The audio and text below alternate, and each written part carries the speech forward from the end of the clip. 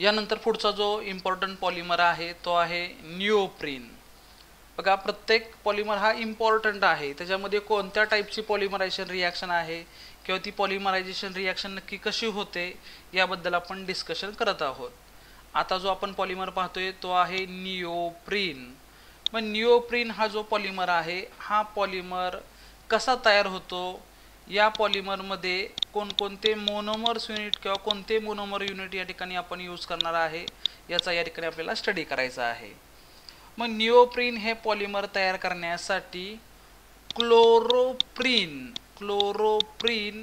हे monomer unit use केलं जातं। सगळ्यात महत्त्वाचं आहे बघा, निओप्रीन हा जो सबस्टन्स आहे, हा जो पॉलिमर आहे, हा पॉलिमर तयार करण्यासाठी तुम्हाला क्लोरोप्रीन हे मोनोमर युनिट यूज करावं लागतं।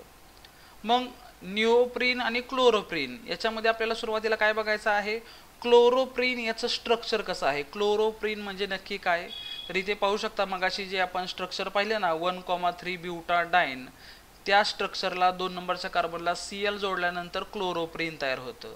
इथे पाहू शकता बघा CH2 डबल बॉन्ड कार्बन, पुढे single bond CH double bond CH2।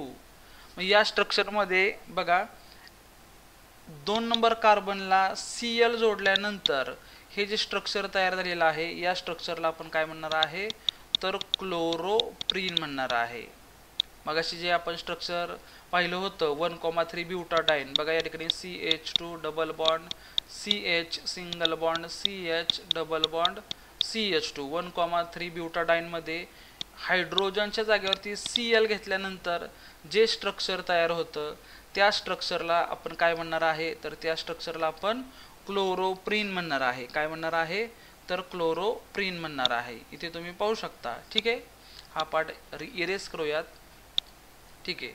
तर या ठिकाणी पहा क्लोरोप्रीन म्हणजे नक्की काय आहे समजलं असेल तुम्हाला, की 2 नंबर कार्बनला Cl जोडल्यानंतर आपण त्याला काय म्हणणार आहे, क्लोरोप्रीन म्हणणार आहे।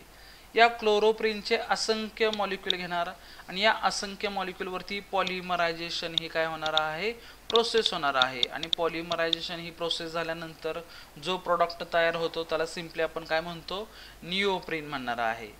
मग क्लोरोप्रीन या मोनोमर युनिटवरती ज्यावेळेस पॉलिमरायझेशन प्रोसेस होते त्यावेळेस या युनिटमध्ये काय काय बदल होतो, हा सगळ्यात इम्पॉर्टंट पॉईंट आहे।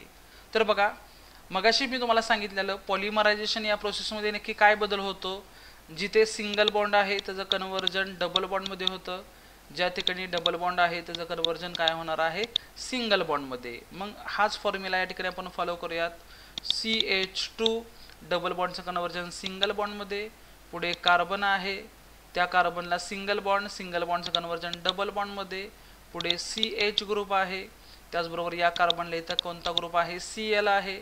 बघा सिंगल बॉन्डचं कन्वर्जन डबल बॉन्ड CH मध्ये झालेलं आहे, पुढे डबल बॉन्डचं कन्वर्जन सिंगल बॉन्डमध्ये, पुढे काय असणार, CH2 ग्रुप असणार आहे। हा बदल होतो। त्याचबरोबर पुढे सुद्धा पॉलिमरायझेशन प्रोसेस चालू राहणार आहे, पाठीमागे सुद्धा पॉलिमरायझेशन प्रोसेस चालू राहणार आहे, त्यासाठी आपण ही झिगझॅग लाईन दाखवणार आहे। त्याचबरोबर या ठिकाणी क्लोरोप्रीनचे n नंबर ऑफ मॉलिक्यूल घेतलेले आहेत। मग हे n नंबर ऑफ मॉलिक्यूल इथे कसे दाखवणार, ब्रॅकेट करणार आणि या ब्रॅकेटला स्मॉल n जॉईन करणार आहे। मग स्मॉल n म्हणजेच क्लोरोप्रीन पासून n नंबर ऑफ क्लोरोप्रीन पासून n नंबर ऑफ काय झालेले आहेत, निओप्रीन मॉलिक्यूल तयार झालेला आहे। मग हा जो प्रोडक्ट तयार झालेला आहे याला आपण सिम्पली काय म्हणणार आहे, निओप्रीन म्हणणार आहे। जर तुम्हाला या रिॲक्शनमध्ये काय डाऊट्स असतील तर मला कमेंट बॉक्समध्ये रिप्लाय देऊ शकता। मी पुन्हा त्याच्यावरती आपण नवीन काही पॉईंट डिस्कस करून तुम्हाला सोप्या पद्धतीने कसे समजेल त्यासाठी मी लेक्चर तयार करेल, ठीक आहे।